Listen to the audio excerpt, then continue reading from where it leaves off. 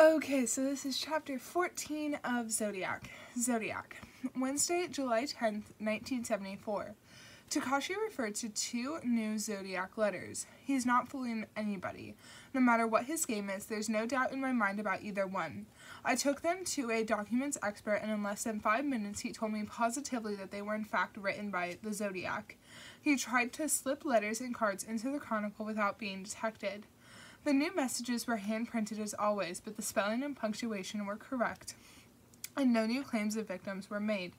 The first was a postcard that had been mailed in Alameda County on May 8th and had not arrived in the paper until June 4th. Sirs, I would like to express my consternation concerning your poor taste and lack of sympathy for the public, as evidenced by your running of ads for the movie Badlands featuring the blurb, "In 1959, most people were killing time. Kit and Holly were killing people."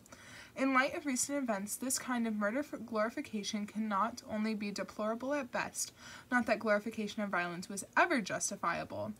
Why don't you show some concern for public sensibilities and cut the ad? Signed, a citizen. The second letter was mailed July 8th, a Monday, from a San Rafael postbox. Of all the letters, this was one of the oddest, a concoction of neat letters were painstakingly, with long swooping tails and flowing lines. Editor, put Marco back in the hellhole from whence it came. He has a serious psychological disorder, always needs to feel superior. I suggest you refer him to a shrink. Meanwhile, cancel the Count Marco column. Since the Count can write anonymously, so can I. Signed, the Red Phantom. Red with rage. Anti-feminist columnist Count Marco Spinelli, a former hairdresser, quit the Chronicle after 15 years because of this threat and moved to Hawaii for a life of leisure. He has since returned. The only film with a red phantom in it was currently being shown at a Silent Film Palace, a theater with a dome ceiling decorated with a gigantic design of the Zodiac.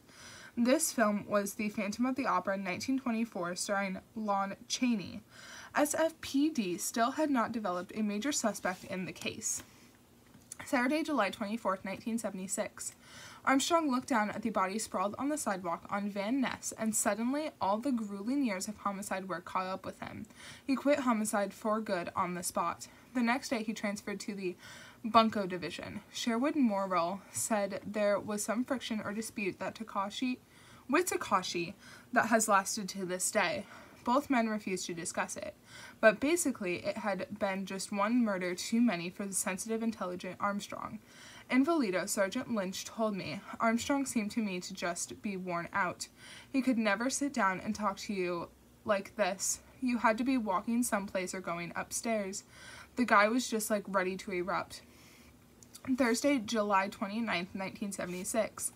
Herb Cannon in his daily column in the Chronicle. Onward.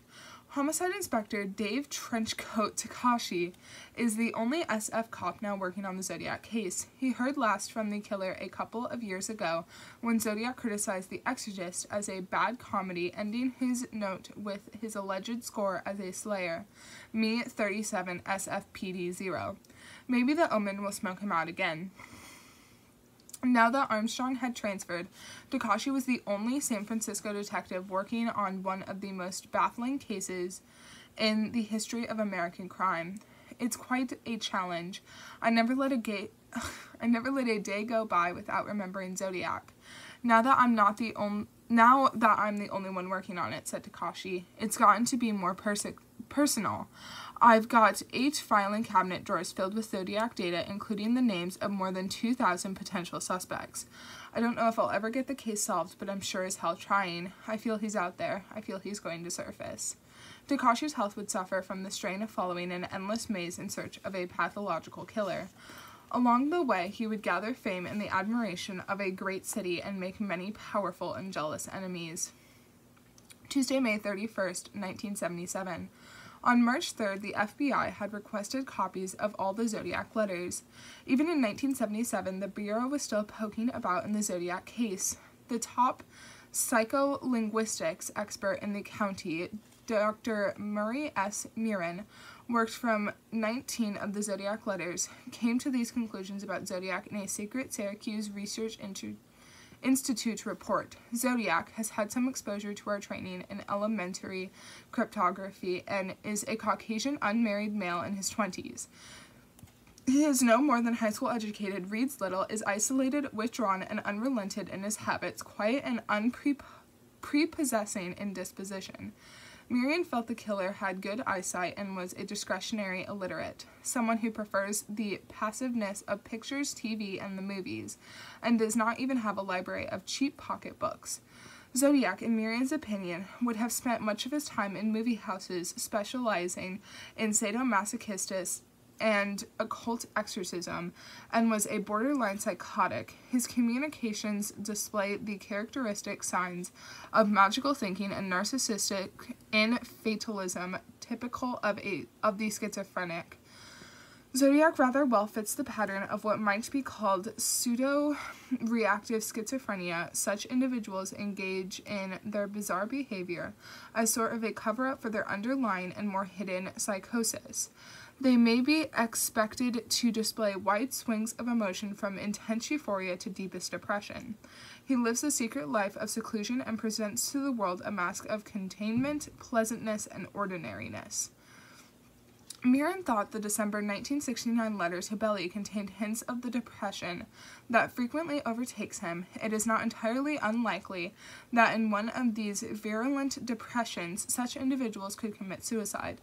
Because of Zodiac's concern with control, Miriam felt he would shun the disinhibiting effects of alcohol and would avoid normal sexual contacts with women.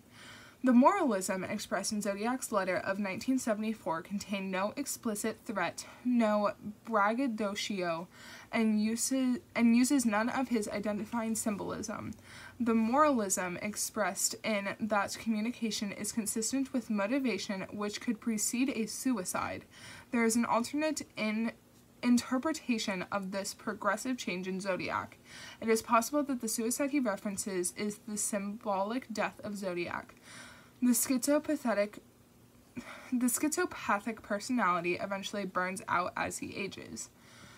Friday, June 10, 1977. At around 10 a.m., a federal investigator was talking to a young woman named Karen at her home in Vallejo. She had been Darlene Farron's babysitter in February 1969 and had been the first to see the man in the white car who parked outside Darlene's home on Wallens. Friends had talked her into coming to the police with the information at last. The investigator and Karen talked over coffee in her living room. Finally, the investigator took out his tape recorder, placed it on the glass coffee table, and took out his pen and yellow pad. Even though the conversation was being taped, the investigator wrote down every word. She carefully explained the events of February 26, 1969. A white American-made sedan had been parked outside the home since 10 p.m. A man had been watching the house. Around midnight, he lit a match and she was able to see his face, but only briefly. He was heavy-set with a very round face, she told him. He had wavy, dark brown hair. I think he was middle-aged. Karen said that the next day she mentioned the man to Darlene. She seemed to know who he was. Darlene told me, I guess he's checking up on me again. I heard he was back from out of state. Darlene told me she had seen him murder someone. Darlene mentioned the man's name, but all I know is that his first name was very short, 3 or 4 letters, and his second name was just slightly longer. The name was quite common. I have a very good mind for names. This is it, the investigator thought. Take your time, Karen, he said. We've got all the time in the world. The investigator waited. He traced over the letters on his pad, shifted his weight in the chair, gazed at the clock ticking on the mantel. Finally, Karen shrugged. I'm sorry, I just can't remember. I've got an idea, said the investigator. Let me use your phone for a minute. The investigator got in touch with Lieutenant James Husted of Vallejo PD to see if a hypnosis session with Karen could be arranged. It would help her remember everything that happened that evening in 1969.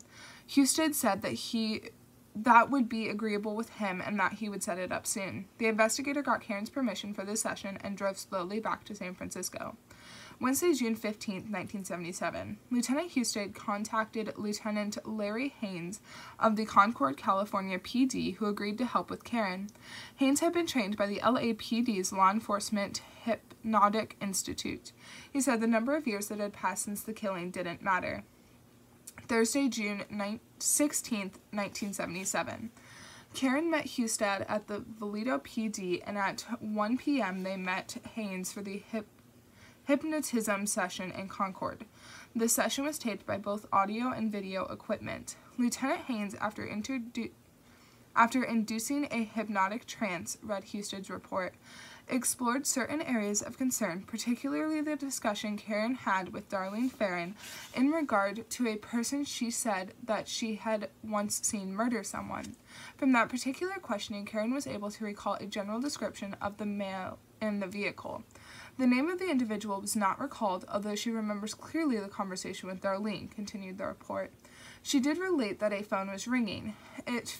It's felt that this phone ringing is offsetting her subconscious, and possibly she's trying to subconsciously suppress the information due to her fears about having to testify in court over this matter. The federal investigator had his own feelings about this. Husted was a good detective, but a brisk man, and the investigator was sure that Karen was unable to recall the name because she was nervous in Husted's presence. She was also given instructions that she would remember the face that she perceived in the trance, and that she would assist in producing a composite with a police artist, ended the report. This was never done. As head of the Question and Documents section of CI&I in Sacramento, Sherwood Morrell was with the Zodiac case from the beginning and remained so even after his retirement.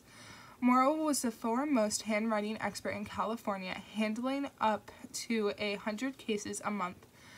It was his job to authenticate or reject each Zodiac letter as it arrived over the years. The expert lived for a day. He would find a match with Zodiac's distinctive writing. I met often with the tall, dignified, fit student of science and psychology in his South Sacramento office, and we became friends.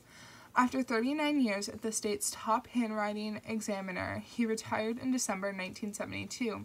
He had testified in court 2,500 times.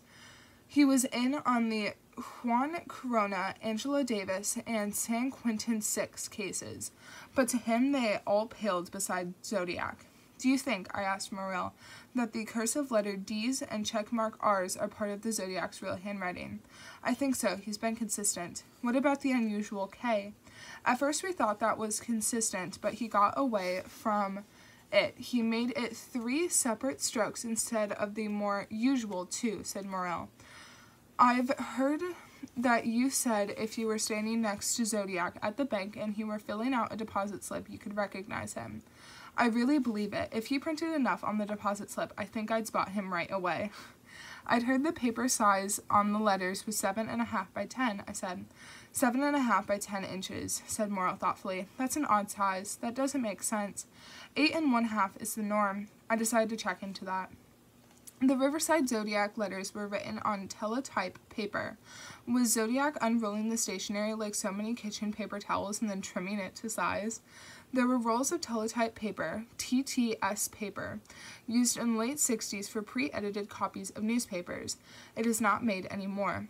I recalled it as being quite narrow, but a call to AP and UPI told me it wasn't narrow enough to fit the Zodiac letters unless the killer had trimmed the sides as well.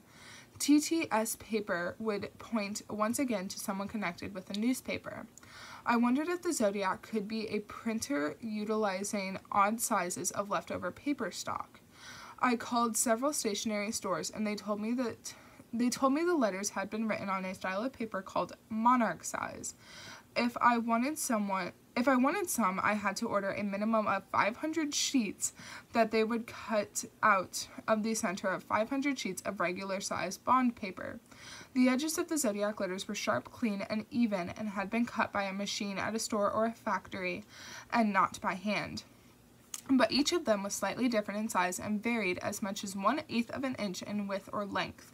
No factory put out paper that imperfect, so I had limited the paper to custom cut stock. The different sizes meant that Zodiac had put in many special orders of 500 sheets each and used pages from each order. Somewhere there might be a printer who would remember the man who bought so much monarch-sized bond paper. Monday, January 30th, 1978. I think he's alive, said Dave Takashi in a San Francisco Examiner front page recap of the Zodiac case. It's almost a gut feeling, but if he had been killed in an accident or committed suicide or been murdered, I believe someone would have gone into his room, and I think he would leave something for us to find. He got his pleasure by telling us about the murders, said the detective. My guess is that he hasn't been killing. Ego is what forced him to kill and write letters, knowing the media would broadcast and print it. I think he is in the period of remission and that some symptoms abated. Perhaps during this period he had no desire to kill. Tuesday, March 28, 1978. All through the month of March there had been strange stirrings of movement, odd activities that were attributed to cranks. Takashi looked down at the SFPD initial incident report code 64070, suspicious occurrence. Time of occurrence, Monday 3/13/78, 700 hours, to Tuesday 3/14/78, 30 hours. District of occurrence, Traval, unit reporting 311, reporting area 422. Type, premise, house, single dwelling. Suspect, 1 not known. Article 1, property for ID, note, number 1, category 30. Narrative. Reportee stated upon arriving home from babysitting she discovered the above note pinned on the front gate with a flower. The note read, "You're next. The Zodiac Killers." Reporting officers Kawaguchi Todd, LPTL 1099. Takashi called the woman and reassured her that the note was not from Zodiac because the handprinting was not that of the killer. He advised her to think back on any coworkers or neighbors who might play such a cruel prank on her, tell her the landlord about the incident, and to contact him at the HOJ if it should happen again. Takashi studied another suspicious occurrence from the Mission District.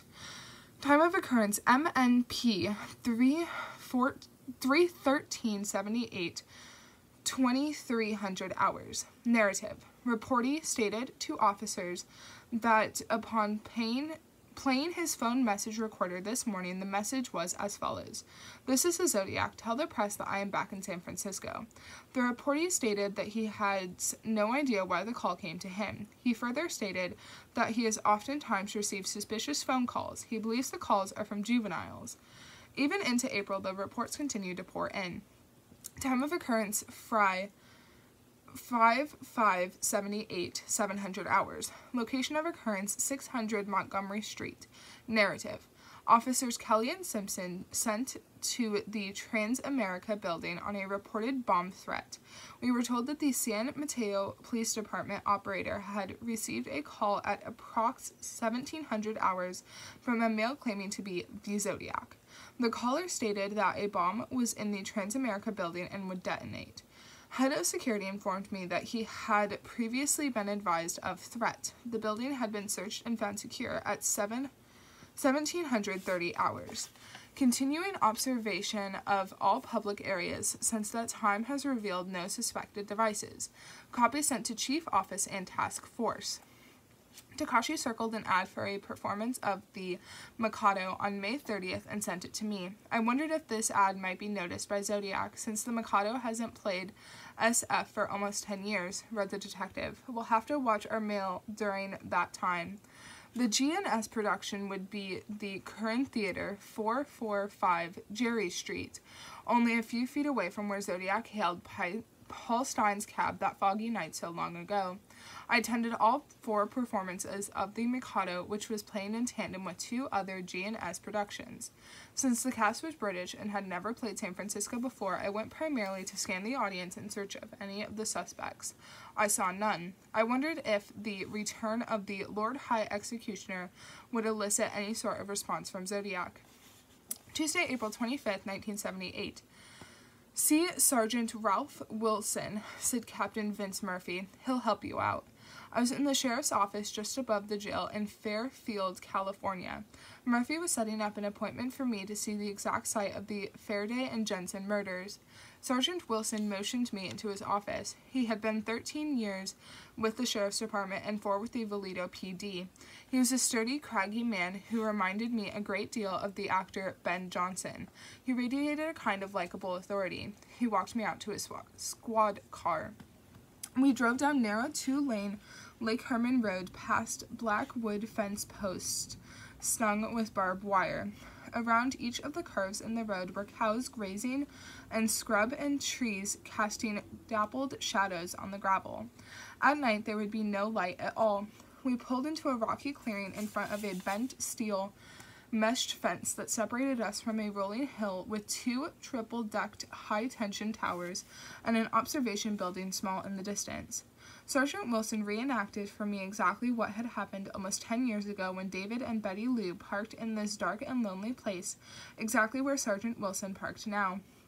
Beside the police car was an empty space where Zodiac had pulled his car close to the Jensen station wagon.